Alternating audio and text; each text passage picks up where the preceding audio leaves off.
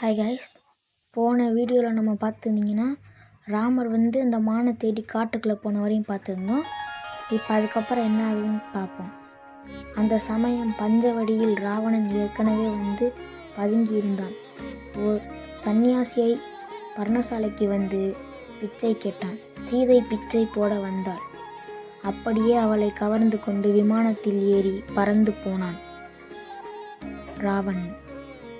ராவணன் பறக்கும் ஆகாய வீதியில் பறவைகளின் அரசனான ஜடாயு எதிர்த்தான். ஆடாத செயலுக்கு அழிவு காலம் சேரும் என்று சொல்லிவிட்டு அவன் ராவணனை தாக்கினான். ராவணனோ ஜடாயுவை அடித்து பலமான காயங்களை ஏற்படுத்திவிட்டு அவனை கீழே தள்ளிவிட்டு நேரே இலங்கைக்கு போனான். மாரீசனை கொன்ற ராமன் பர்ணசாலைக்கு திரும்பினான். அங்கு வரும் வழியில் லட்சுமணன் தங்களுக்கு ஏதோ ஆபத்து என பார்த்து வரும் படி சீதாதேவி என்னை அனுப்பினார் என ராமனிடம் சொன்னான். இருவரும் பெருத்த கலக்கமுற்று பர்ணசாலைக்கு திரும்பினார்கள். அங்கு சீதை இல்லாததைக் கண்டு கலக்கமுற்றனர். இருவரும் சீதையை வனந்தாரம் முழுவதும் தேடிக்கொண்டிருந்தனர். அப்போது பலத்த காயங்களுடன் ஜடாயு உயிருக்கு போராடி கொண்டிருப்பதை கண்டனர். ஜடாயுவை தன் மடியில் கிடத்தினர். ஸ்ரீராமர் ராவணன் சீதையை கடத்தி சென்றதை அறிவித்துவிட்டு உயிர் நீத்தான் ஜடாயு. ஜடாயுவுக்கு ஈமச் சடங்குகளை எல்லாம் செய்துவிட்டு ராமனும் லட்சுமணனும் அங்கிருந்து கிளம்பினார்கள். கபந்தன் என்ற ஓர் அரக்கன் அவர்களை இடைமறித்தான். அவனோ பிறப்பால் அரக்கன் கிடையாது, சாபத்தின் காரணமாக அவன் அரக்கனாக திரிந்தான். அவனை அவர்கள் வதம் செய்யவே சாப விமோசனம் பெற்றான். சாப விமோசனம் ஆனதும் அவன் உடல் தேஜோயமாக திகழ்ந்தது. அந்த ஒளி மிகுந்த உடலுடன் அவர்களை வலம் வணங்கி அவர்களை சபரியிடம் போகுமாறு வேண்டினான். அவர்கள் சபரியிடம் போனார்கள். அவள் மிகவும் பக்தி சிரத்தையோடு அன்போடும் உபசரித்தாள். அவள் ராமருக்கு பல வகைகளை கொடுக்கும் முன்பு தன் கடித்து சுவை பார்த்துவிட்டே அவருக்கு கொடுத்தாள். அதை கண்டு பூரிப்பும் ஆனந்தமும் அடைந்த ஸ்ரீராமர் அவள் கடித்து கொடுத்த பழங்களை விரும்பி சாப்பிட்டார்.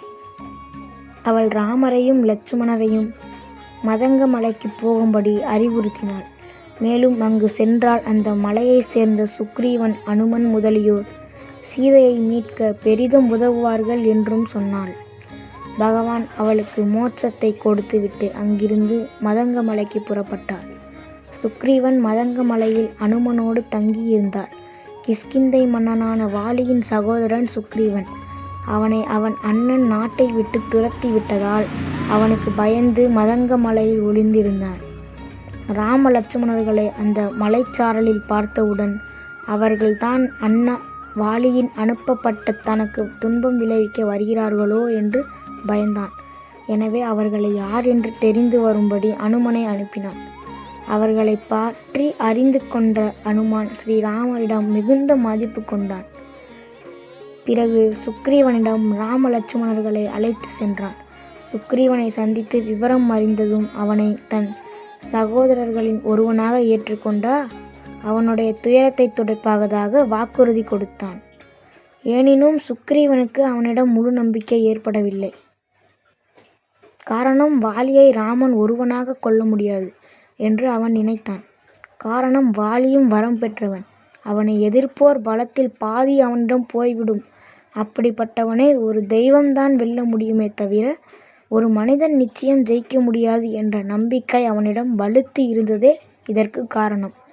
பின்னர் வாலியை யுத்தத்திற்கு அழைக்கும்படி சுக்ரீவனை அனுப்பினார். வாலி வந்தான். சுக்ரீவனுடன் போரிட்டான். அப்படி அவர்கள் இருவரும் போரிடும்போது ஸ்ரீராமர் வாலியை மறைந்து நின்று அம்பு எய்து கொன்றார். சுக்ரீவனை கிஷ்கிந்தை மன்னன் ஆக்கினார்கள். அதற்கு பின் சீதையை தேட பல பாகங்களுக்கு வானரப்படைகளை அனுப்புவதாக சொன்னான் சுக்ரீவன். அப்போது மழைக்காலமாக இருந்ததால் சிறிது காலம் கழித்து அனுப்புவதாக வாக்குறுதி அளித்தான். பின் தான் கூறிய வாக்குறுதியை மறந்தே போனான் சுக்ரீவன். அவன் சிற்றின்பத்தில் கட்டுண்டு கிடக்கிறான் என்பதை கேள்விப்பட்ட ராமர் லட்சுமணனை அவனிடம் அனுப்பி வைத்தார். அங்கே மதிமயங்கி கிடந்த சுக்ரீவனை பார்த்து, வாலியை கொன்ற அஸ்திரத்தை போல் ஆயிரக்கணக்கான அஸ்திரங்கள் இருக்கின்றன, அதை மறக்க வேண்டாம் என்றான் லட்சுமணன். அதை கேட்டதும் தான் செய்த தவறை உணர்ந்தார் சுக்ரீவன். ஸ்ரீராமரின் பாதங்களில் விழுந்து வணங்கி தன்னை மன்னிக்குமாறு வேண்டிக் கொண்டான். அதன் பின் சீதையை தேட நாலாபுறமும் வானர படைகளை அனுப்பினான். அப்படி சென்ற படைகளில் தெற்கே சென்ற படைகளில் அனுமன், அங்கதன், ஜம்பவன் தலைமை தாங்கி நடத்தி சென்றனர். அவர்கள் எங்கெல்லாமோ தேடி கிடைக்காமல் மகேந்திர மலைக்கு வந்தார்கள். முயற்சியில் தோற்றதும் உடனே அவர்கள் கிஷ்கிந்தை திரும்பவில்லை. சீதா பிராட்டியை பார்க்கும் பாக்கியம் ஜடாயுவுக்கு கிடைத்தது, மாதிரி தங்கங்களுக்கு கிடைக்கவில்லையே என அவர்கள் ஏங்கினார்கள். அந்த சமயத்தில் அருகாமையில் தான் ஜடாயுவின் தம்பி சம்பாதி இருந்து விவரம் தெரிந்து வந்தது. ராம லட்சுமணர்களுடைய துன்பத்தை அறிந்த சம்பாதி சீதையை ராவணன் சிறை வைத்திருக்கிற செய்தியை சொன்னான். அனுமனை அனுப்பி கடலை தாண்டி ராவணன் அவளை எங்கே சிறை வைத்திருக்கிறான் என்று அறிந்து வரும்படி ஆவேசமாக கூறினான். அதேபோல் எல்லோரும் அனுமனை அவ்வாறே வேண்டிக் கொண்டார்கள்.